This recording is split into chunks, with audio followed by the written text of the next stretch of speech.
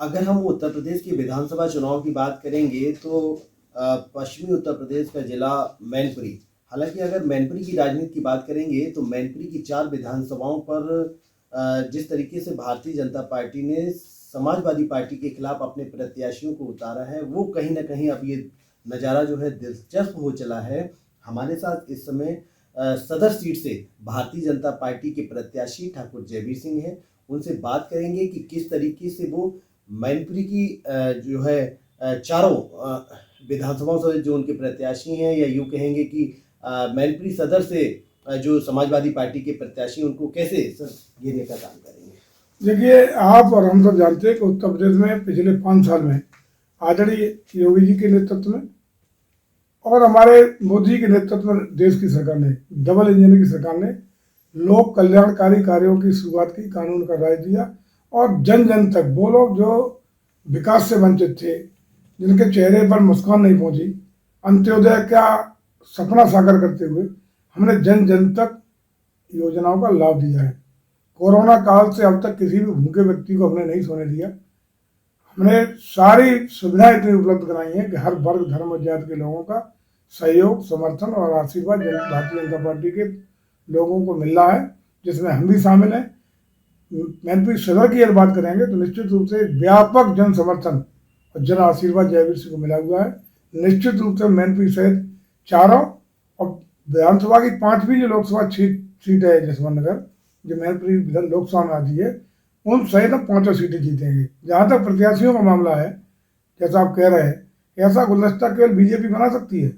शाक्य समाज का प्रत्याशी जसवंत नगर से, बघेल समाज का प्रत्याशी करेल से, किसनी से दिवाकर में अनुसूचित जाति का प्रत्याशी, ब्राह्मण समाज का प्रत्याशी भोगांव से और छत्तीस समाज का प्रत्याशी मैनपुरी से देकर के जो सामाजिक ताना बाना और गुलदस्ता बनाया है, अब आप सारे समाज को जोड़ा है।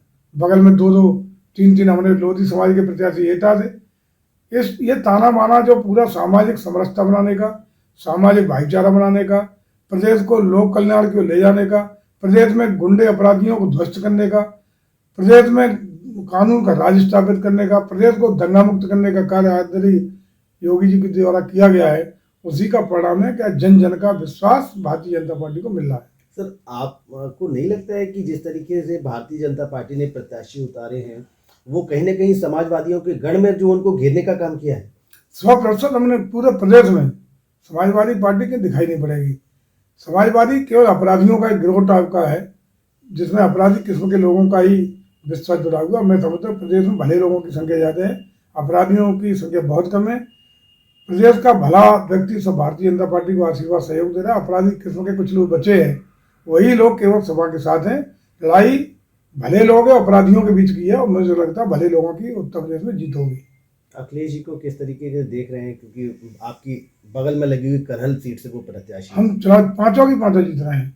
4 मैनपुरी जनपद की, 5वीं लोकसभा क्षेत्र मैनपुरी की जसवंत नगर। लेकिन अखिलेश जी को अपार जन समर्थन मिल रहा है, लोग वहां पर अखिलेश जी का रातों में इंतजार कर रहे हैं। ऐसा नहीं है, वहाँ जितनी आक्रामकता इनके अपराधी प्रवृत्ति के लोग दिखा रहे हैं, उसी का परिणाम है कि अन्य भले लोग सब एकजुट होकर इकट्ठे हो रहे हैं। भले ही वो नहीं चल रहे हैं, ये हो सकता है कि आक्रामकता में ये गुंडे जितनी करेंगे, उसका ठीक रिएक्शन होगा उल्टा।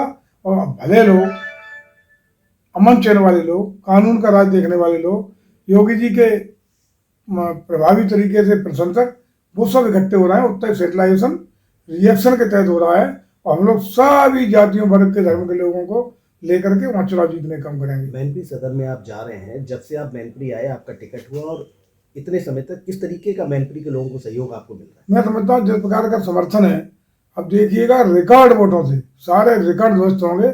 हम चुनाव जीतेंगे, भारतीय जनता पार्टी का परचम लहराया जाएगा। सदर सीट से जो 10 साल से विधायक था, उसका बिल्कुल पत्ता साफ। जा रहे हैं। शराबी विधायकों का कहीं हिलना है।